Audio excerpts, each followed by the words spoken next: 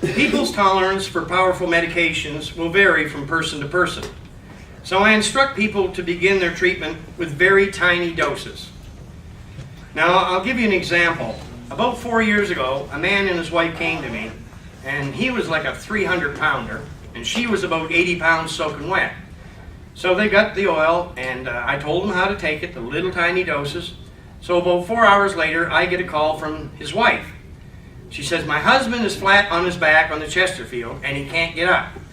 Of course, to this I kind of laughed, and I said, he took more than I told him, didn't he? And she said, well, yes, he did. But she said, I took the same dose. And she said, I don't feel a thing.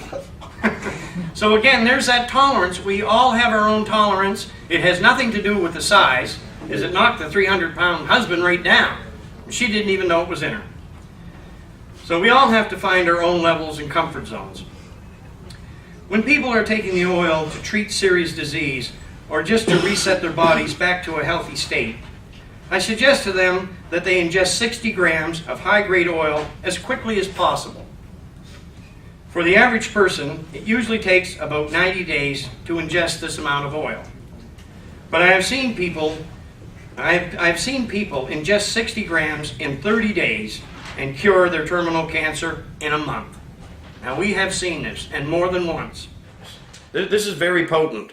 So you start off with little tiny doses, about half the size of a grain of dry rice. Like if you were treating cancer patients, just little tiny doses 3 to 4 times a day, and then after about 4 days, increase your dose. And as time goes on, about every 4 days, just keep increasing. The object would be, like for a cancer patient, for them to ingest about 60 grams of this high-grade oil as quickly as they can. Now, in most cases, usually within 3 months, they can take it. But I've had patients take the whole treatment in like a month.